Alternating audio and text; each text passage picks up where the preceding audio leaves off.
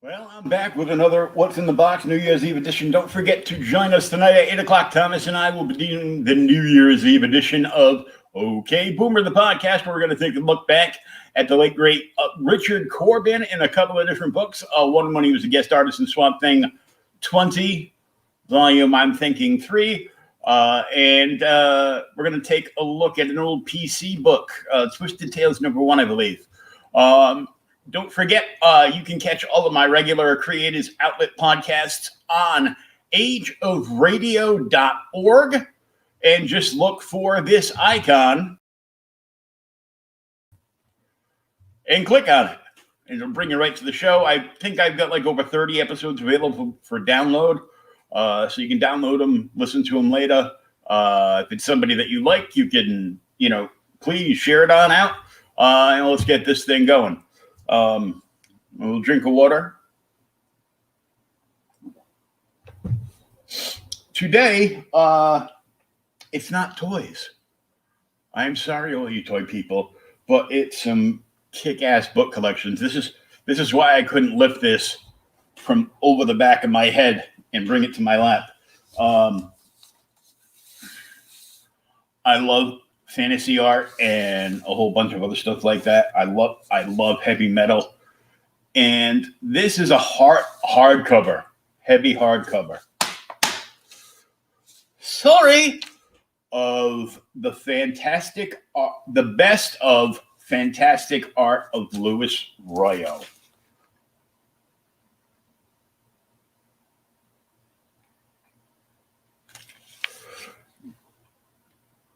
This is like a $50 book.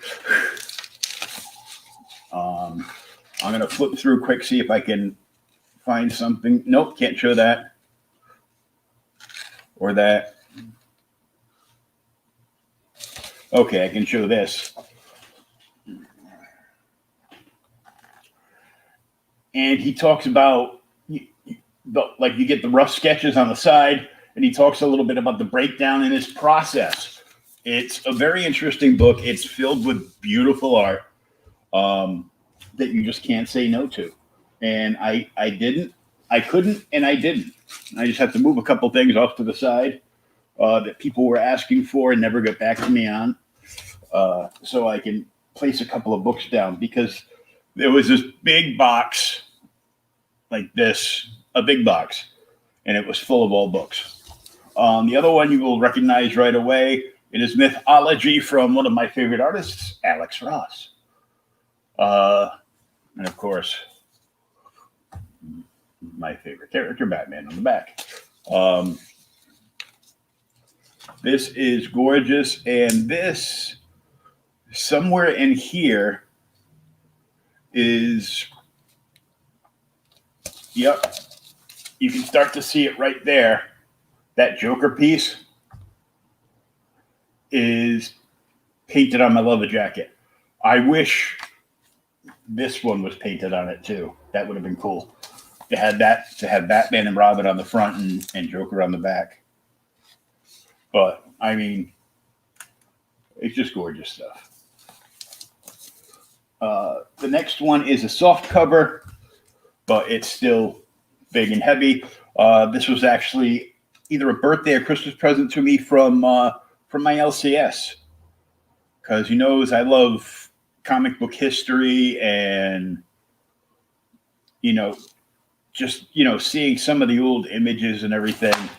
and how things used to be. This is a great book to sit down and read. This is The Silver Age of Comic Book Art by Arlen Schumer. And it's very cool because it's big block letters all the way down, and inside all those letters are various comic book panels.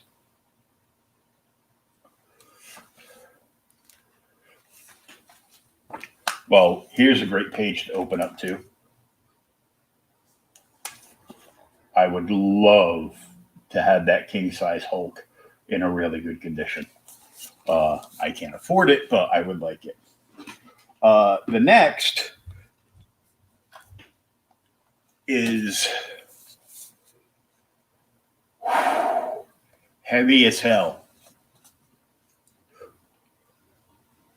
Yes, more Alex Ross, and it wraps around the entire book.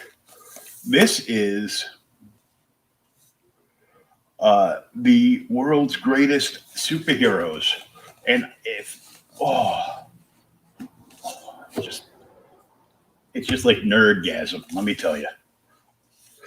Now we get the front cover. And then we have this gorgeous back cover. And of course, this gorgeous back cover is a reimagining of the first appearance of the Justice League, because this was the first appearance of the Justice League. Martian Manhunter, Aquaman, Wonder Woman, Green Lantern, and the Flash. And that was in a Brave and the Bold, I believe. Yes, a very old Brave and the Bold. Whoa, I got a card in here. What's the card? Oh, it's just because the thing was cello wrapped, and this was the piece behind it. So when I took off the cellophane to open up the book. And this is just gorgeous through and through, because of course it's all Alex Ross artwork. And if I'm not mistaken, yes, all the oversized Alex Ross books are reprinted into this gorgeous hardcover slipcase.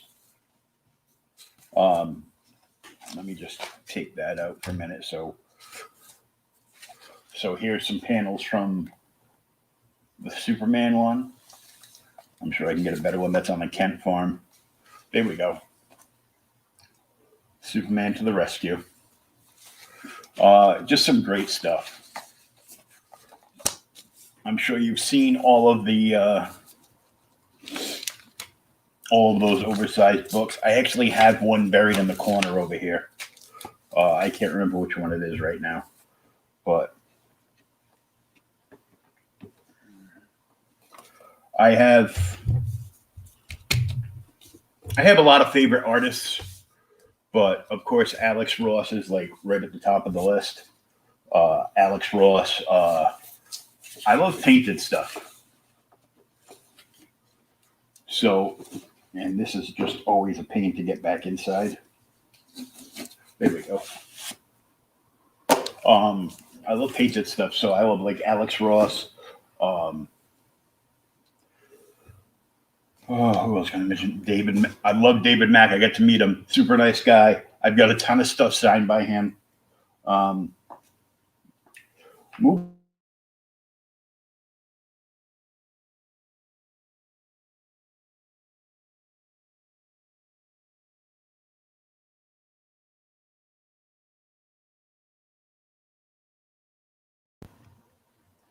You know, somebody watching could have told me my mic was muted. It keeps doing it to me. I don't know why. So anyhow, well, when I can't find something that I know I have in hardcover, or it's that I don't want to stress the binding too much, and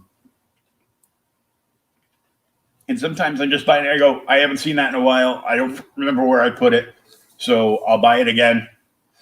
And here is, now, of course, I've got all the original issues. I actually have a bunch of the action figures from this, too. Matter of fact, I showed them a few weeks ago. If you go back and look in some of the What's in the Box videos, you'll be able to find them. But this is just gorgeous. That first book, when the Spectre is in the church talking to the old man, is just like, I mean, this is literally literary genius in the comic book world. These next three are all Star Trek trades, but they're all the Gold Key books. So, of course, like they used to do, the old gold keys, they would do like weird panel, like photo covers on the front, and they added more pictures in the back in the, and it's actually background colored to their departments. That's one. That's volume 1. This is volume 2.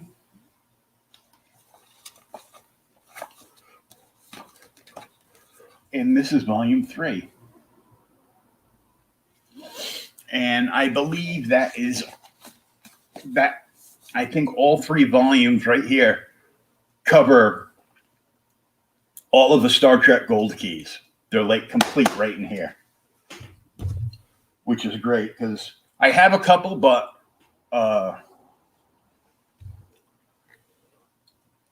they're slid into my collection someplace.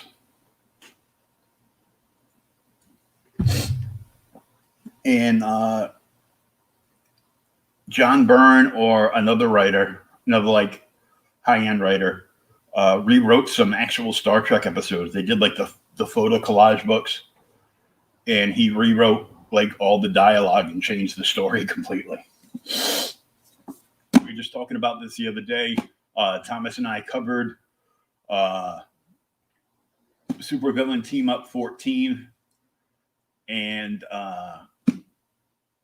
Champion 16 for the Doctor Doom versus Magneto. Because I loved it so much, I bought this inexpensive, what was it? Man, I'm glad I don't live in Canada. It would have cost me almost $30 for this. And it's in black and white, but it's still cool. This was like $17. Gorgeous color. That is the cover of Supervillain Team Up 14. At a very young age, I saw this on a spinner rack, and I had to buy it. I was introduced to Doctor Doom in the daily and Sunday newspaper for the Amazing Spider-Man strip, a lot of which the late great Joe Sinnott did himself. And here is the front cover. Of course, Namor was in quite a few of these. Red Skull, and the list goes on and on. This volume, it's huge. It includes Supervillain Team Up 1 and 2, the giant size Supervillain Team Up 1 and 2, Supervillain Team Up 1 through 14, and 14 was the last issue. But somewhere they came back and they wanted to finish off the series, so they did 16 and 17. It also has Avengers 154 through 156, Champion 16 that I just mentioned, and Astonishing Tales 1 through 8, stories and art by Stan Lee, Roy Thomas, Bill Everett, Wally Wood, John Buscema, Gene Colan, George Perez, and friends, because George has a lot of friends. So we got that. It's all black and white inside, because if not, it would have been like $100 book, and I'd rather pay closer to 20 than 100. And going the same route, Marvel and DC were doing the same thing with those books, and I guess they were like the early 2000s when they were printing those. The Marvels were all called Essential. So it was Essential, whatever the book title was. And they would start, of course, at volume 1 and work their way up. DC's would be Showcase. So this is Showcase Presents the original Batman and the Outsiders. Point. There you go. So you have, of course, Batman in the middle, Halo, Geoforce, Metamorpho, Katana, and Black Lightning. And Black Lightning is looking more like the 70s version of Black Lightning, which is cool. What they don't tell you about that character is, and of course, it's in black and white. But this, as far as this is volume 1, so I'm pretty sure this is the entire Batman and the Outsider series, the first volume.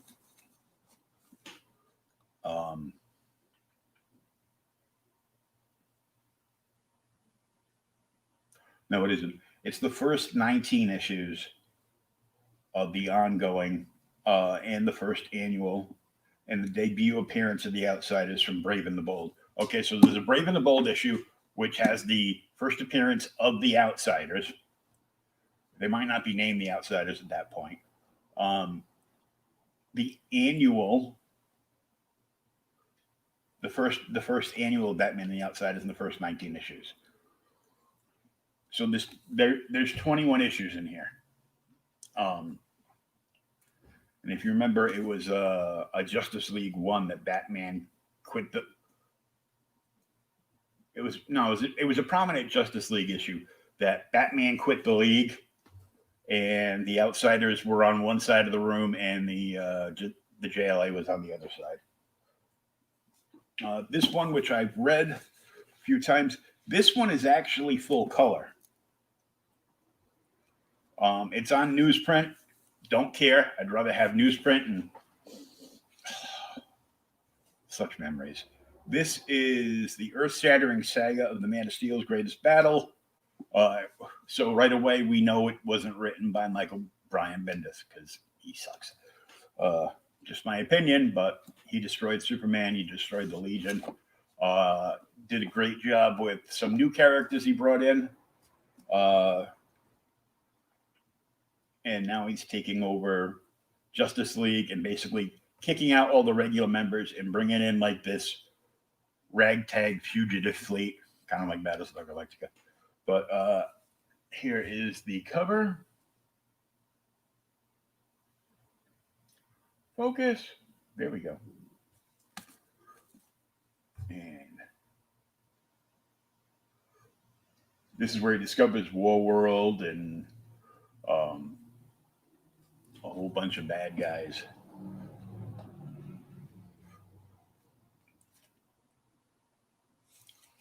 So you can see it's full color. It is gorgeous artwork. And in fact, let's go and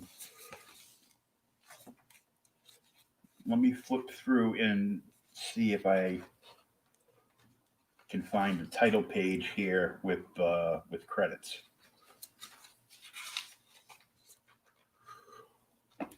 Oh, well, it's loaded with credits. Writers Jeff Loeb, Joe Casey, Mark Schultz, Joe Kelly, Peter David, Phil Jimenez, Todd DeZago, pencilers were Phil Jimenez, Mike Werdigo, Doug Mankey, Ed McGuinness, Pascal Ferry, Carlo Barabi, Kano, Todd Nowak, Mark Buckingham, Duncan Rolu, Yvel Geitcht, Bill Sienkiewicz, Ron Garney, Leonard Kirk.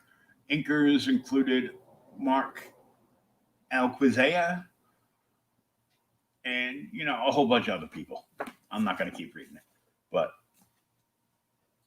we have that, and of course, because I am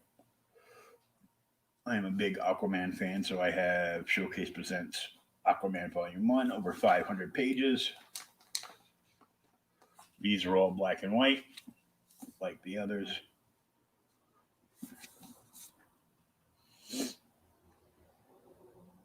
Classic Aquaman and Aqualad, like the 60s cartoon. And on the back, they kind of advertise some of the other ones that are out there. They show Jonah Hex, Justice League of America, Elongated Man, and the Green Arrow books on the back right there. See. Um,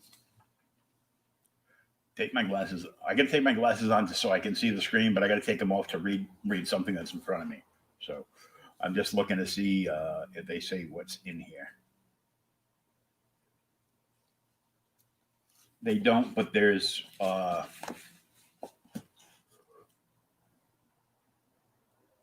it's an index at the front, and he did a lot of appearance at Adventure Comics, so there's a bunch of Adventure Comics plus his own series. Uh, you know, issues of the Detective, Showcase. Like I said, his own series, World's Finest. So those are some of the issues that are in the first Aquaman. And then I bought and read this one.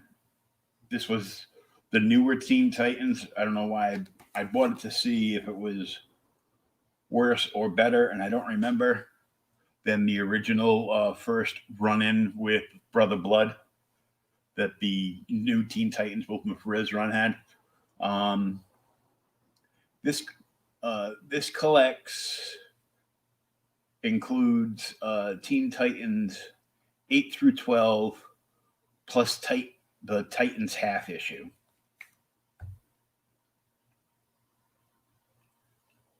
There we go. Brother Blood in the background. Cyborg, Superboy, one of the many Robins. It's probably Tim Drake at this time. Changeling, Raven, Starfire, Wonder Girl, and Kid Flash. Because of the stupid nicknames, I always want to call him Speedy. I'm like, no. Speedy was, Green Arrow's sidekick.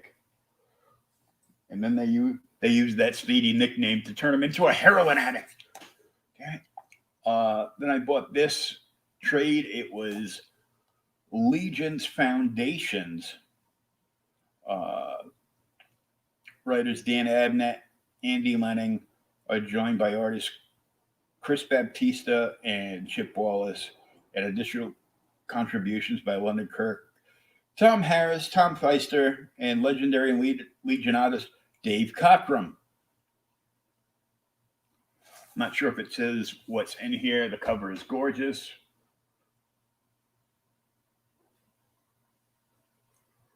It's, of course, a homage to a much older Legion cover, and then there's like a different back cover where they have the new Superboy in some newer costumes.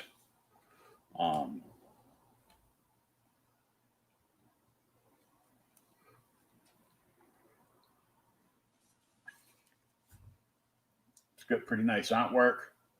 And hey, long live the Legion.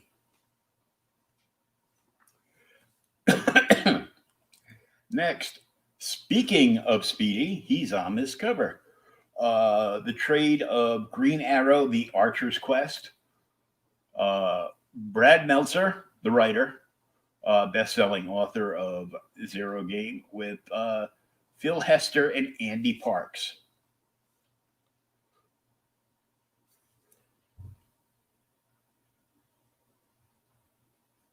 And one look at this cover, if you're a DC fan, you already know that that's Phil Hester.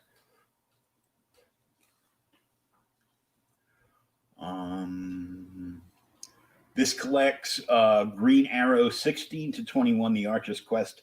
Takes Oliver on a moody, Oliver's always moody, and dangerous trip down memory lane, and he and his former ward, Arsenal, Speedy, seek out a series of legendary artifacts from his past. Joining in the journey is the acclaimed art team of Phil Hester and Andre Parks, containing their uninterrupted run on this new comic book classic. I think this was on sale, and I bought it, even though I like Green Arrow. This was free. My LCS gave this to me for free. They got them on Remainder cheap enough, and they just put these in various people's folders that were good customers. I guess you get like a whole bunch of them. This is off the. And sadly, this is written by Brian Michael Bendis, but it might be okay. I've liked some of his stuff, just not on DC. And this is from the show Castle, because he was supposed to be a writer. So, like all the books that he supposedly wrote, they kind of rewrote and kept the names from whatever new book he was working on, and you know.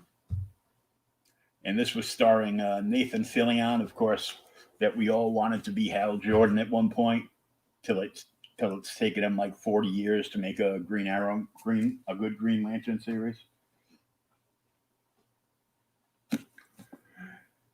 And here is the Justice League of America that we were speaking of before. This is volume 1, and like it says right there, over 500 pages of comics. Yes, they are all black and white, but at $16.99. And on the back, they've done, I think it's another volume of Green Arrow. No, they're advertising. They're all showcases. They're advertising the Superman family, Green Arrow, the Elongated Man, and Batman. So, and this is pretty much the cheapest way to get the old gold and silver age issues that most people can't afford. I know I can't. This was left at a shop I used to work at a metal shop I used to work at. The guy that owned this left it, and he went to lunch, called our supervisor, and quit, and never came back for this book. So after 30 days, the boss gave it to me, and it's the archive edition hardcover, first print of Legion of Superheroes, volume 1.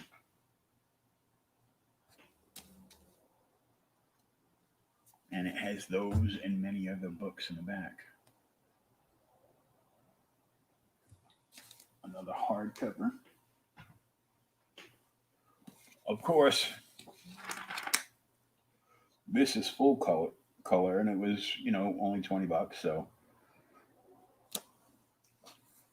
what collection would be complete without the Watchman? I got really mad because I let a boss of mine borrow my Watchman hardcover to read because he heard so much about it. And somebody busted his window out, and it got soaked and destroyed, and he refused to pay for it. And some things happened. Might have broke his jaw or something. I don't know. This, of course, is classic and awesome. And one of my favorite oddball characters, the Swamp Thing. This is a Vertigo trade called The Curse, with Alan Moore, Stephen Bissett, and John Totleben.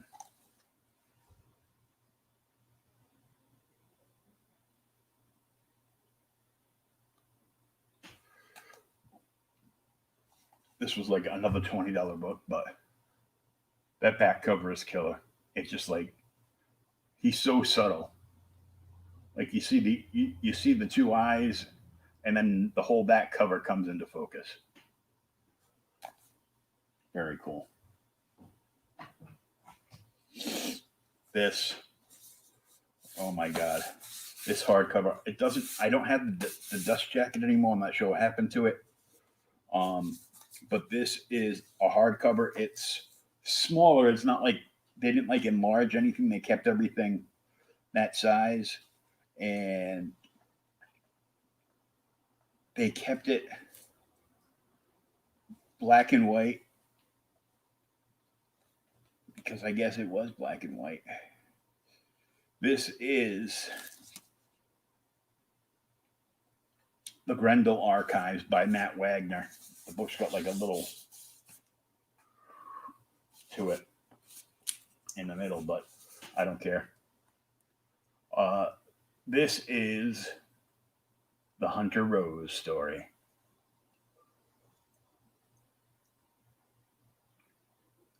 The ultimate comic book badass.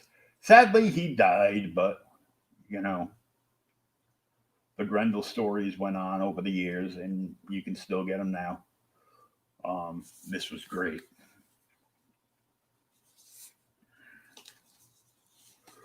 There we go. Recognize that famous cover?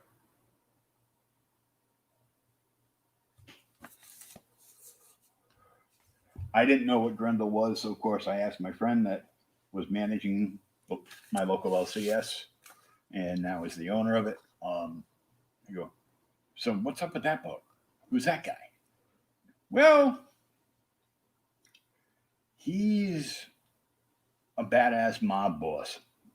He goes, picture the Godfather as his own hitman. I'm like, whoa, gotta read that. He goes, you can't get these issues. You can't afford them. I'm like, damn. He goes, but this reprint stuff. Okay. I can tell you what happened up to this point, and then you can just buy the new issues. Cool. And this, the poster is still in it. Never removed it. This is Greg and Tim Hildebrandt, the Tolkien years, includes a new pull-out poster, which I just showed you. This is the expanded edition with text by Gregory Hildebrandt Jr. All about all the original Lord of the Rings art they did.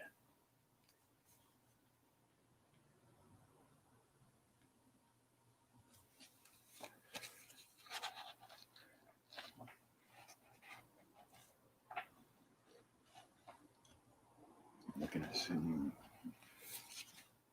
There we go. All the dwarves making all the noise while Bilbo is annoyed in his own cottage.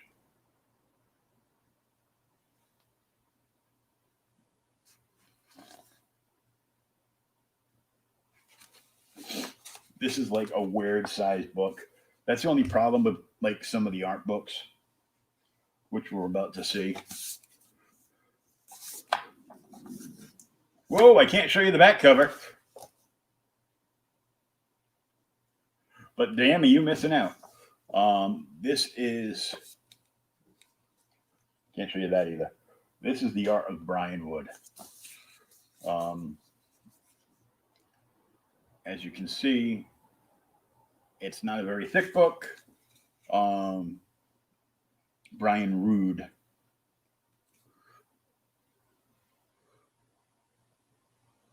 It's got an introduction by Bill Baker. It's got a profile and biography of him.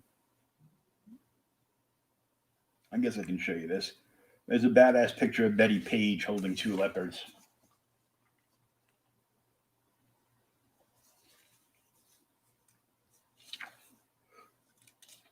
Nope.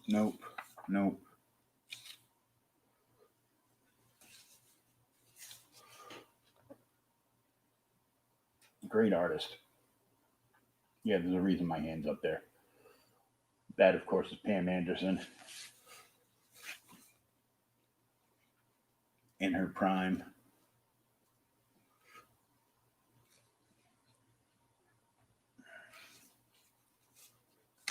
There, of course, is Julie Strain. R.I.P. Julie Strain. That was like a piece of art he did for Fact 2 for the Heavy Metal 2 movie, which was really crappy, but I still own it. This is Louis Royo Visions. This is the soft cover. And I got a hardcover of his work over here.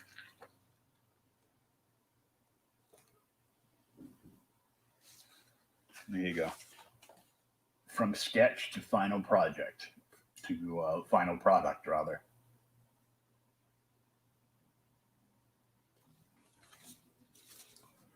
Just some great stuff.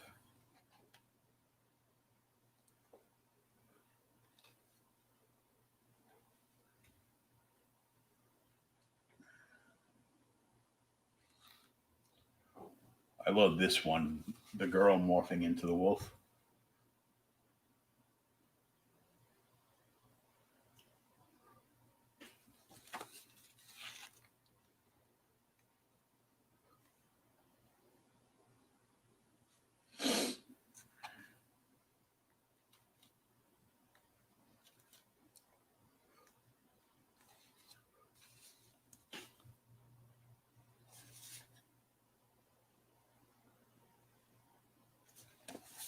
Beautiful stuff.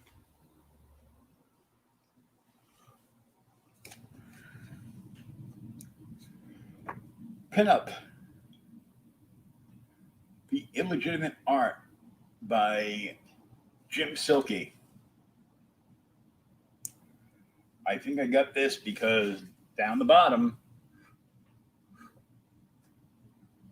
is Vampirella. And here's the front cover.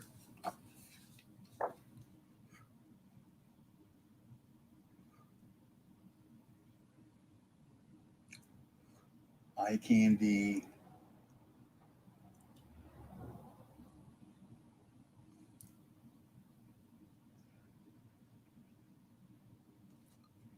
There's even a cool piece on Terry and the Pirates in there.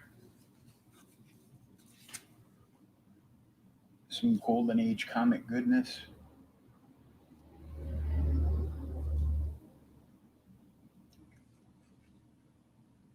Stuff from cinema. Various types of, all kinds of types of art. Old painted pinup covers from, back in the 30s.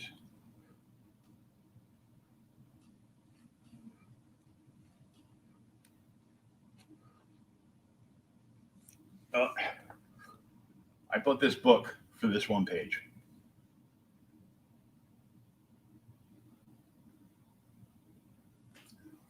That is just phenomenal.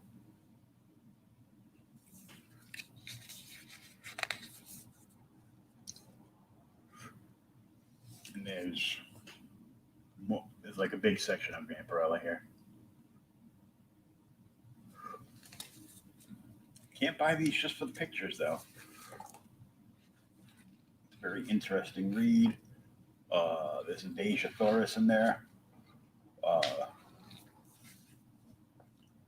There's Deja Thoris right there from Warlord of Mars, which now they can't call Warlord of Mars because every time one of the smaller comic companies hears some Red Sonja pirate, every time one of the smaller comic publishers like Dynamite, not that they're small, they're quite sizable and formidable as a publisher.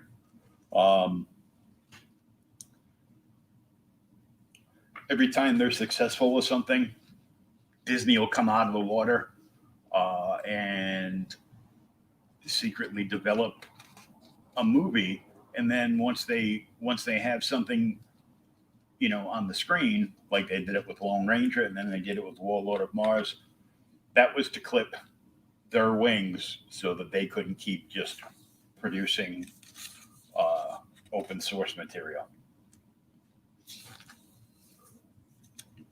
So the back has like a bibliography of all the artists and something on them.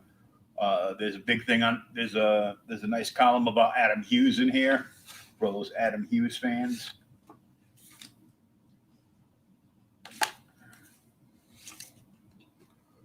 What's this? This is Noda, Portraits of Pleasure. I'm pretty sure I can't show you the inside of this book. Another cool art book. Man, I just want to meet her because she can do that with her leg.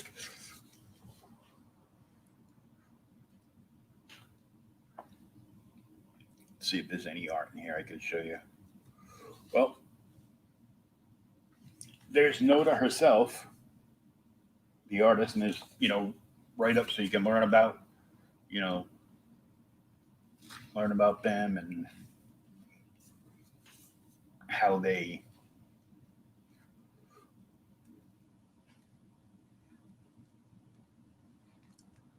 do certain things. And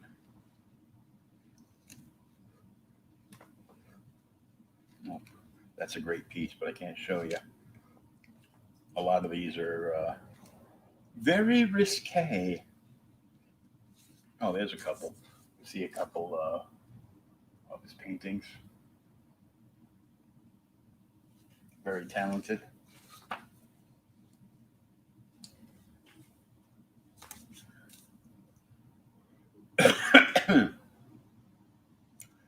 This next book is hardcover.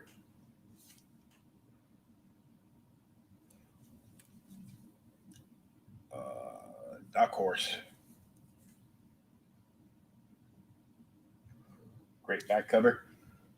This is created and illustrated by Joe DeVito, written by Brad Strickland with John Micklig. This is Kong, King of Skull Island.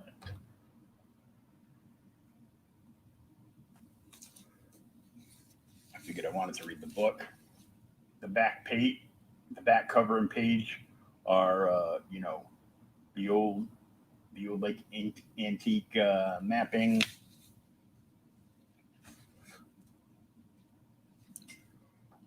There's actually pages from the sketchbook of Carl Denham.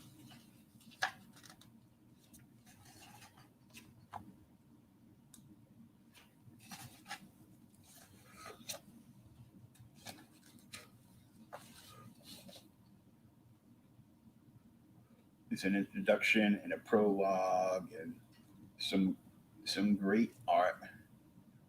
And this isn't a comic. This is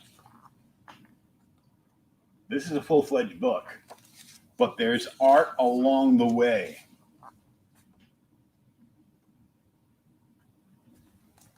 So it's illustrated throughout at various points. Like when a new chapter comes in, or when they apparently get to a new spot. That is just gorgeous.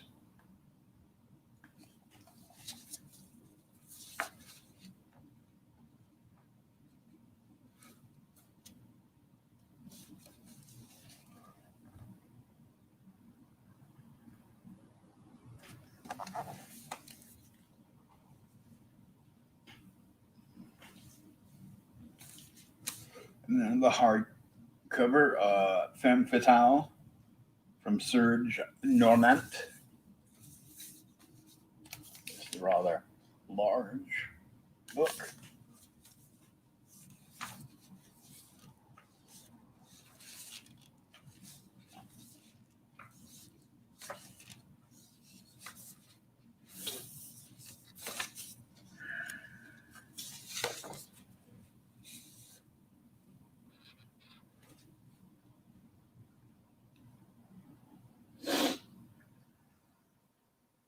This is kind of like a history of art from like the 1900s and up.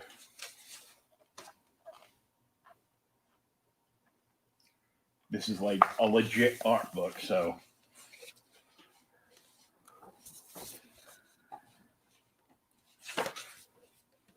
And this is just gorgeous. Of course, I love redheads, so.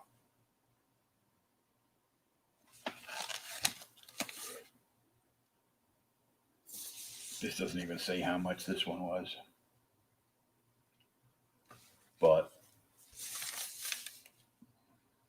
it was on sale for $20. That's probably why I bought it. And that is all I have to show off for today. Like I said, tonight around 8. I had to turn the heat down here. It is hot as hell. Tonight around 8, Thomas and I will be on for our Richard Corbin New Year's Eve special. We hope you join us all then. For now,